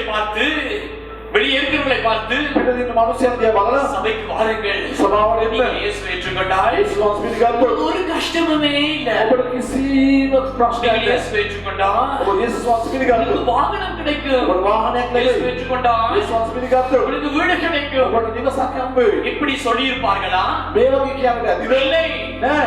சுவிசேஷம் சொல்லும் போதே தெரியும். සුභාරංචි කියන වෙලාවෙ දන්නවා. இயேசுவை ஏற்றுக்கொண்டால் විශ්වාස පිළිගත්තොත් சில நேரம் நீங்கள் சாகவும் ரெடியா இருக்க வேண்டும். සමහර විට ඔබ මැරෙන්නත් සූදානම් වෙන්න ඕනේ. ஆனால் அந்த கிறிஸ்தவர்கள் என்ன செய்தார்கள்? මේ කිතුරුන් කලේ මොකක්ද? நாங்கள் சாகவும் ஆயத்தம். අපි මැරෙන්නටත් සූදානම්. எங்களுக்கு இயேசு தேவை. අපේ යේසුස් වහන්සේ அவருக்காக நான் மறிக்க ஆயத்தம் என்று தான் சபைக்கு வந்தார்கள். උන්වහන්සේ නිසා මැරෙන්නත් සූදානම් කියලා තමයි සභාවට ආවේ. ஆனால் இன்றைக்கு ஜனங்கள் அப்படியாக இயேசுவை நேசித்து சபைக்கு வருவதில்லை. නමුත් අද ඒ වගේ ප්‍රේම කරලා ජනතාවක් සභාවට ஏதோ එනවා. ஒன்று கிடைத்தது.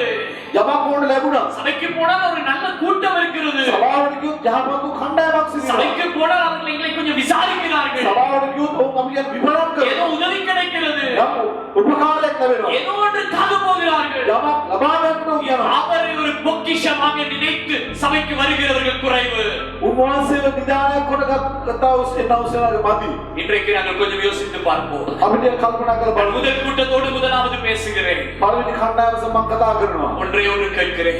එකම එක දෙයක් අසනවා. நீங்கள் ரட்சிக்கப்பட்டீர்கள். ඔබ ගැලවීම ලැබුවද? அந்த அனுபவம் இருக்கிறதா? ඒ අත්දැකීම உங்களுடைய තිබෙනවා. இருதயம் மாறின அனுபவம் இருக்கிறதா? ඔබගේ හදවත වෙනස් වුණා වූ අත්දැකීම பல තිබෙනවා. வருடங்களுக்கு முன்பதாக අවුරුදු ගණනාවක් பல ඉස්සර வருடங்களுக்கு முன்பதாக நீங்கள் இருந்த அதே வண்ணமா இருக்கிறீர்களா? ඔබ සිටිය ඔය තත්ත්වයෙන්ම ඔබ සිටිනවා. உங்களுடைய வாழ்க்கையில் ஒரு மாற்றம் இருக்கிறதா? එසේ නැත්නම් ඔබේ ජීවිතේ වෙනසක් உங்களுடைய තිබෙනවා. கனிகளுக்குள்ளே ஒரு கனிகள் தெரிகிறதா? ඒ ඵල තුල ඵල පෙනෙනවා. உங்களுடைய ஆவிக்குரிய கனிகள் உங்களுக்குள்ளே வெளிப்படுகிறதா? ආත්මික ඵල ඔබ තුලින් එළිදරව් වෙනවා. கர்த்தருக்கு ஸ்தோத்திரம் உண்டாகட்டும். ස්වාමීන් වහන්සේ ප්‍රශංසා වේවා. இதை ஆராய்ந்து பார்ப்போம். අප විමසා கர்த்தரை நோக்கி கேளுங்கள். වහන්සේ අසමු. ஆண்டவரே, ස්වාමීනි நான் அந்த ரட்சிப்பின் அனுபவத்தை பெற்றுக்கொள்ள මේ விரும்புகிறேன். ගැලවීම අත්දැකීම මම ලබා நான் ගන්නවා. இன்னும் அந்த பாவத்தில் தான் இருக்கிறேன். තවමත් මම මේ පාපය තුල සිටින්නේ. ஒரு கேள்வியை நீங்கள் உங்களிடமே கேட்டுக்கொள்ளுங்கள். යම් ප්‍රශ්නයක් ඔබ ඔබගෙන් අසා ගන්න. நான் இன்னும் ஒரு பன்றியை போல இருக்கிறேனா? பாவை போல மாறி இருக்கிறேனா? මම තාමත් ඌරෙක් වගේ සිටිනවාද නැත්නම් මම පුරුෂෙක් වී சில සිටිනවද? நேரம் நாங்கள் பாவத்திலே கிறிஸ்தவர்கள் விழுவதுண்டு. සමහරක් වෙලාවට අපේ ජීවිතේ පාපිෂ්ඨය සිදු වෙනවා. ஆனால் නමුත් ஒரு வித்தியாசம் உண்டு. හැබැයි වෙනසක් තිබෙනවා. Can't enjoy it. அதை அவன் சந்தோஷமா அனுபவிக்க முடியாது. නමුත් ඒ දේ විදාස්ව මුක්ති විඳින්නට அவன் බෑ. கோபப்பட்டால் அவன் யோசிப்பான், ஐயோ நான் கோபப்பட்டிருக்க கூடாதே. මට තරහා ගියා. අනේ මට තරහා වෙන්න මම හොඳ නෑ නේද? அப்படிப்பட்ட ஒரு மாற்றம் இருந்தால் එවැනි වූ වෙනසක් நீங்கள் තිබුණා. ரட்சிக்கப்பட்டது உறுதி. ඒකේ ස්ථිරභාවය නම් ඔබ ගැලවීම ஆகவே ලබා நாங்கள் ஆரம்பத்திலே பார்த்த வார்த்தை இதுதான். ආරම්භයේ බැලුව වචනේ මෙයයි. உங்களுடைய அழைப்பையும் தெரிந்து கொள்ளுதலை உறுதிப்படுத்திக் கொள்ளுங்கள். ඔබගේ කැඳවීම ඔබගේ තෝරා ගැනීම විශ්වාසය. இப்பொழுது நான் முடிப்பதற்கு முன்பதாக මම නිම කරන්න ඉස්සෙල්ලා ரட்சிக்கப்பட்டவர்களோடு ஒரு சில வார்த்தை பேச விரும்புகிறேன். ගැලීම ලැබුව අය සමග වචන කීපයක් කතා சிலர் කරනවා. ரட்சிக்கப்பட்டு சபைக்கு வருகிறது உண்மை. සමහරු ගැලීම ලබන සභාව நாங்கள் ரட்சிக்கப்பட்ட அனுபவம் உண்டு. ගැලීම ලැබුව අත්දැකීම තිබෙනවා. நாங்கள் உண்மைக்கு மனம் திரும்பினோம். ඇත්තටම අපි පසුතැවෙනවා. நாங்கள் பாவம் செய்யும் போது ஒரு வேதனை உண்டாகிறது. පව් කරන වෙලාවෙදි වේදනාවක් ඇති වෙනවා. இவை இருந்தாலும் වේදෙත් තිබුණා. இந்த கிறிஸ்தவர்கள் உள்ளே இந்த ரட்சிக்கப்பட்டவர்களுக்குள்ளே ஒரு அவிசுவாசம் எழும்ப ஆரம்பிக்கிறது. මේ ගැලීම ලැබුව අය තුල අවිශ්වාසවන්තකමක් ඇති என்ன වෙනවා. அவிசுவாசம்? මොකද අවිශ්වාසය? நாங்கள் ஓடி முடித்துருவோமா? මම දුවලටම වෙයිද? ஏதோ எங்களுக்கு மேலே இருந்த சில ஊழியர்களே விழுந்து விட்டார்களே. අපේ ඉහළින් සිටින සමහර සේවකයන් වැටිලා ගියා. அந்த பிரதர் இவ்வளவு நாள் இருந்தார், அவர் விழுந்து விட்டார். අයියෝ මේ සහෝදර හොඳට හිටියා ඔහු වැටිලා ගියා. நாங்கள் விழுந்துருவோமா? අපි වැටලා இந்த ஒரு பயமும் எங்களுக்குள்ளே இருக்கிறது. මෙවැනි බයකුත් අප තුල තිබෙනවා. ஆகவே நாங்கள் தொடர்ந்து அந்த வசனத்தின் கடைசி பகுதி இப்பொழுது நான் வாசிக்க போகிறேன். ඒ වචනේ ඊළඟ කොටස මම කියවන්න කැමතියි. 2 பேதுரு முதலாவது அதிகாரம் 10ஆம் வசனம். දෙවෙනි පේත්‍රුස් පළවෙනි පරිච්ඡේදය 10 වාක්‍යය. நீங்கள் உங்கள் அழைப்பையும் தெரிந்து கொள்வதற்கு உறுதியாக்கும்படி ஜாக்கிரதையாயிருங்கள். ඔබලාගේ කැඳවීමද තෝරා ගැනීම ස්ථිර කර ගන්නා පිණිස වඩා කඩසලෝ සිටින්න. இவைகளை செய்தால் ඔබ මෙසේ කළොත් நீங்கள் ஒரு காலம் இடறுவதில்லை, இடறி விழுவதில்லை. මේ දේ කරනවා නම් කිසි කලකත් පැකිලෙන්නේ නැත. நீங்கள் விழுந்து போவதில்லை. ඔබ වැටී යන්නේ නැහැ. கர்த்தர் ஒரு assurance, ஒரு உறுதியை கொடுக்கிறார். උන්වහන්සේ ස්ථිරභාවයක් අපට அந்த දෙනවා. உறுதி என்ன? ඒ ස්ථිරභාවය මොකක්ද? உங்களுக்கு ஜெயம் பெற முடியும். ඔබට ජය ලබන්න පුළුවන්. என்றால் இந்த கிறிஸ்தவ வாழ்க்கையில கர்த்தரைகளை ரட்சிப்பது மட்டுமல்ல, පිටුදු ජීවිතේ උන්වහන්සේ ගැලවීම ගලවන්නව දේ පමණක් நீங்கள் නෙවෙයි. ஒரு நாள் ரட்சித்தால் அவ்வளவுதான் என்பது அல்ல.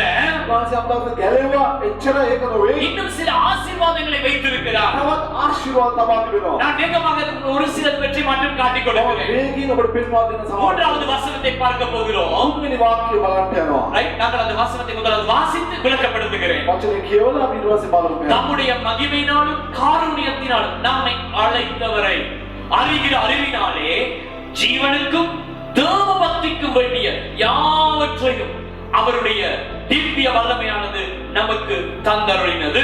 මක් නිසාද තමන් වහන්සේගේ මහිමේ ගුණවන්තකමෙන් අප කැඳවාගත් තැනන් වහන්සේ දැන ගැනීම කරන කොටගෙන උන්වහන්සේගේ දිව්‍ය බලයෙන් ජීවිතයට දේව භක්තියට අදාළ සියලු දේ අපට දී තිබේ.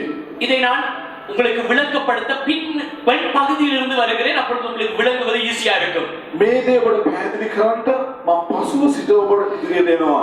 தேவனுடைய தெய்வீக வல்லமை, திவ்ய வல்லமை நமக்கு ஏதோ ஒன்றை தந்திருக்கிறதா?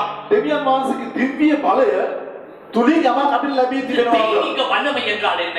දිව්‍ය බලය කියන්නේ ஒரு මොකක්ද? சர்வ சாதாரணமான வல்லமை அல்ல. මේක සාමාන්‍ය බලයක් නෙවෙයි. It's a divine power. அப்படி என்று சொல்லும்போது මේ දිව්‍ය බලය කියන වෙලාවේ அந்த சராசரங்களை அவருடைய வல்லமையினால் அவர் ஆளுகை செய்கிறார். මුළු විශ්වයම උන්වහන්සේගේ බලයෙන් උන්වහන්සේ පාලනය කරනවා. அத்தனை கிரகங்கள், அத்தனை கேலக்சிஸ் எல்லாம் தன்னுடைய ஆளுகைக்குள்ள இருக்கிறது.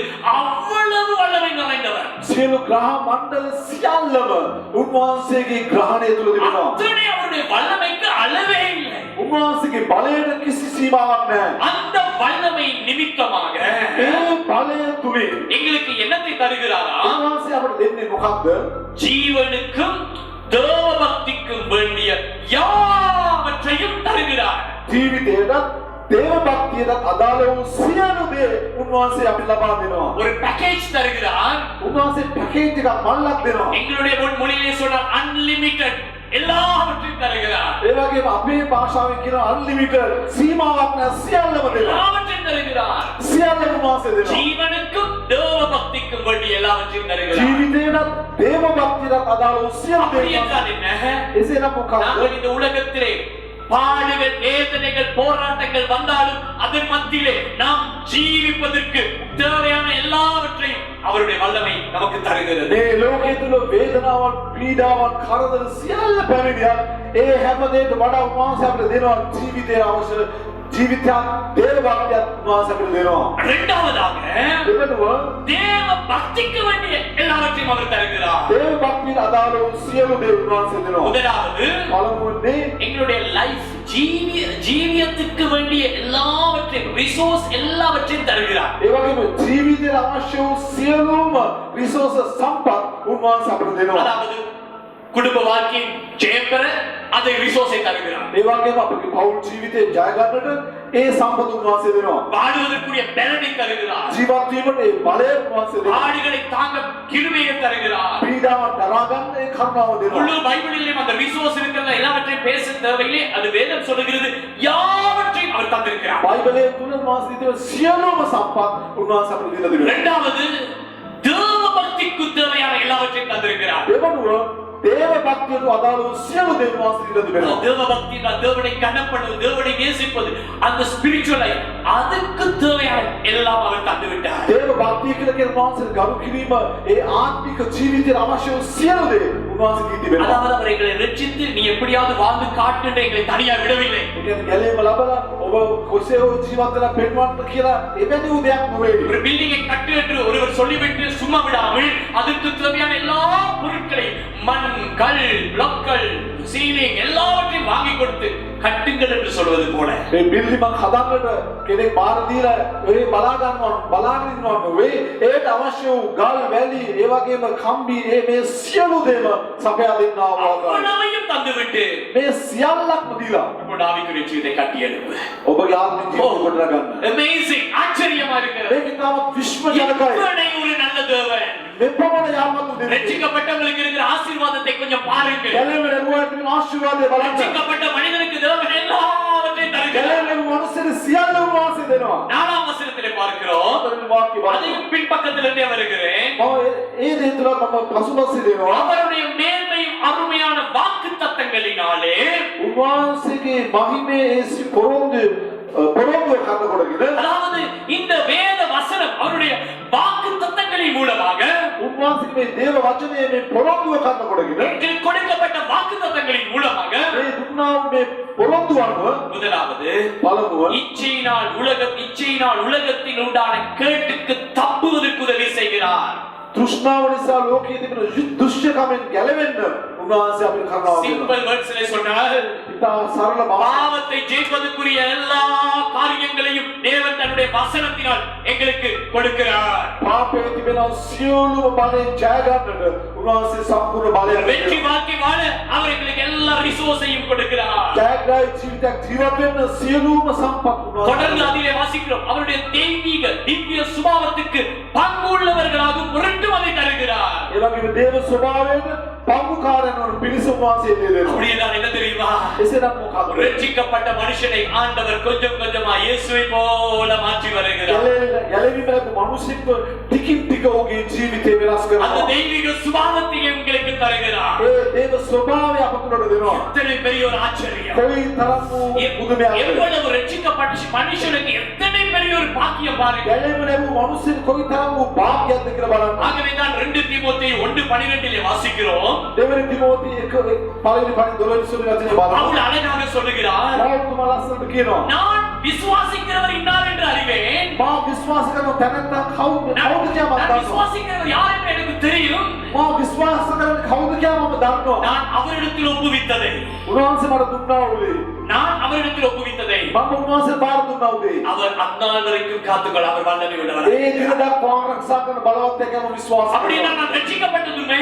එසේනම් මම ගැලීම ලැබුවේ இந்த සැබෑව. வாழ்க்கை நான் அவருக்கு கொடுத்து விட்டேன். මගේ ජීවිතය උන්වහන්සේටම දුන්නා. முடிவு வரைக்கும் என்னை நடத்த அவர் வல்லமை உள்ளவர். අවසානයේ දක්වා මඟ පෙන්වන උන්වහන්සේ බලවත්. ரட்சிக்கப்பட்ட மனிதனுக்கு இருக்கிற ஆசீர்வாதம் அதுதான். ගැලීම ලැබු මිනිස්සුන්ට තිබෙන ආශිර්වාදය මෙයයි. இந்த பலத்தால ஓடி முடிக்க முடியாது. අපේ ශක්තියෙන් දුවනිම කරන්නට බෑ. ஆனாலும் ஓடி முடிப்பதற்கு தேவையான எல்லாவற்றையும் அவருடைய வல்லமையினாலும் அவருடைய வாக்குத்தத்தத்தினாலும் தேவன் நமக்கு கொடுத்திருக்கிறார். ඉව කරන්නට අවශ්‍ය වූ පොරොන්දු සහ උන්වහන්සේගේ ස්වභාවය උන්වහන්සේ අපට දී තිබෙනවා. எத்தனை பெரிய ஒரு பாக்கியம். කොයි තරම් වූ භාග්‍යයක්ද? நான் தியானிக்கும் போதே என்னுடைய உள்ளத்தில் பெரிய ஒரு மகிழ்ச்சி ஏற்பட்டது. මා මෙවැනි කරන වෙලාවට මාත්‍රේ තාම ප්‍රීතියක් ඇති වුණා. நான் ரட்சிக்கப்பட்ட புதிதிலே ගැලීම ලැබුවත් நான் මම பாவத்தோடு போராடி கொண்டிருந்தேன். පාපයේ සම පොරබැඳී සිටියා. அந்த நாட்களிலே இந்த வசனத்தை குறித்த ஒரு செய்தி எனக்கு கிடைத்தது. ඒ කාලේදී මේ වචනය ගැන පණිවිඩයක් දුන්නා. எனக்கு அன்றைக்கு ஒரு பெரிய நம்பிக்கை வந்தது. එදා දවසේදී ලොකු நான் බලාපොරොත්තුවක් வெற்றி ආවා. பெற முடியும். මට ජය ලබන්න පුළුවන්. என்னுடைய சுபாவம் மாறி தெய்வீக சுபாவத்தை பெற்றுக்கொள்ள முடியும். මේ මගේ ස්වභාවය වෙනස් කරලා දේව ස්වභාවය ලබා ගන්න පුළුවන්. அதற்குரிய எல்லாவற்றையும் கர்த்தர் கொடுத்திருக்கிறார். ඒට අවශ්‍ය සියලු උන්වහන්සේ මට දී තිබෙනවා. கர்த்தருக்கு ஸ்தோத்திரம் உண்டாகட்டும். ස්වාමීන් වහන්සේ இந்த அதிகாரத்தை வீடுகளிலே வாசித்து பாருங்க. මේ පරිච්ඡේද නිවසුල කියවලා இந்த බලන්න. இந்த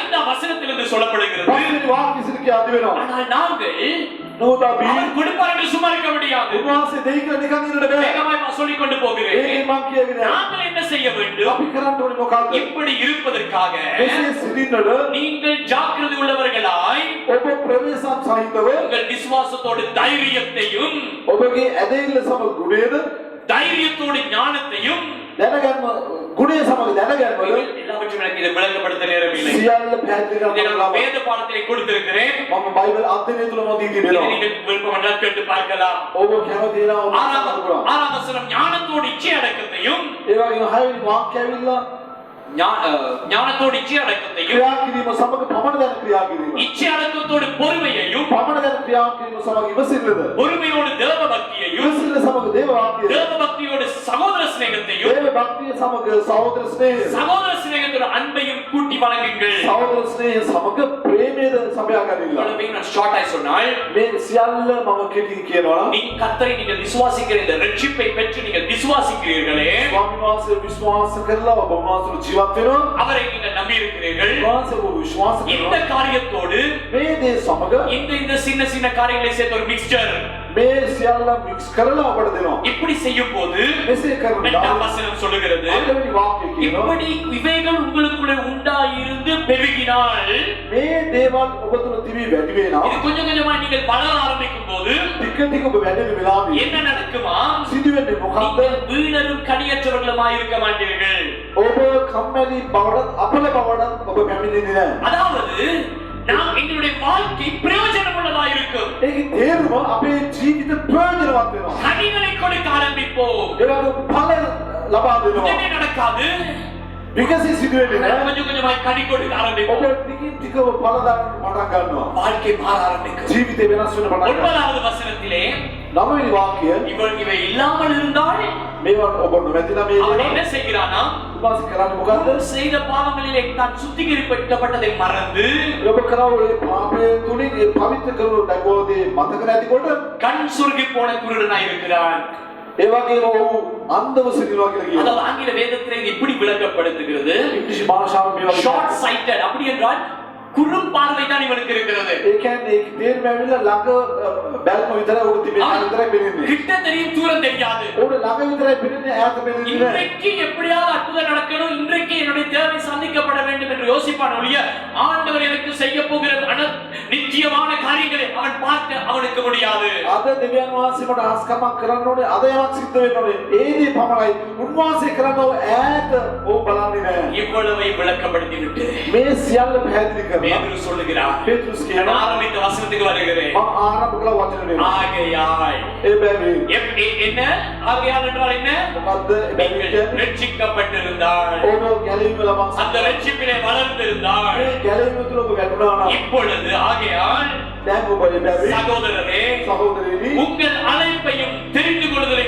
உறுதியாக்கும்படி ஜாக்கிரதையாயிருங்கள். ඔබගේ කැදවීමද තෝරා ගැනීම ස්ථිර කර ගන්නා පිණිස කලිසම ක්‍රියා කරන්න. எப்படி செய்தால் මෙසේ ඔබ කළොත් இடறி விழுவதில்லை. ඔබ පැකිලෙන්නේ නැහැ. ரட்சிக்கப்பட்டவர்களுக்கு சொல்லுகிறேன், ගැලවීම ලැබුවාට මම කියනවා நீங்கள் விழாதபடி காக்க கர்த்தர் வல்லமை ඔබ உள்ளவர். වැඩි සිටිනට උන්වහන්සේ බලවත් கர்த்தர் உங்களை அவருடைய வல்லமையினால் ரட்சித்தது போல அவருடைய வல்லமையினால் உங்களை நடத்தவும் அவர் வல்லமை உள்ளவராய் இருக்கிறார். උන්වහන්සේගේ බලය ඔබ ගැලවීම ලැබුව ආකාරයෙන් ඔබ නඩත්තු කරන්නත් උන්වහන්සේ முடிவு வரை அந்த நடத்தவர் வல்லமை உள்ளவராய் இருக்கிறார். අවසානයේ දක්වා මඟ පෙන්වන්න උන්වහන්සේ බලවත් இன்னைக்கு කරනවා. ரெண்டு கூட்டங்களோடு பேசி இருக்கிறேன். කණ්ඩායම් දෙකක් සමග சபையில் இருக்கிற ரெண்டு கூட்டத்தோடு සභාව සිටින කණ්ඩායම් දෙකක් ஒரு සමග சிலர் இந்த மகத்துவமான ரட்சிப்பை அனுபவிக்காமல் இருந்தால் ඒ කණ්ඩායමක් මේ මහිමාන්විත දේ අත් නොදැක සිටිනවා. ஆண்டவரே அதை அந்த அனுபவத்தை எனக்கு தாரும் என்று கேட்கிறேன். ස්වාමීනි ඒ අත්දැකීම වට දෙන්න කියලා ඔබ කියනවා. கர்த்தர் உங்களை தொடுவார்.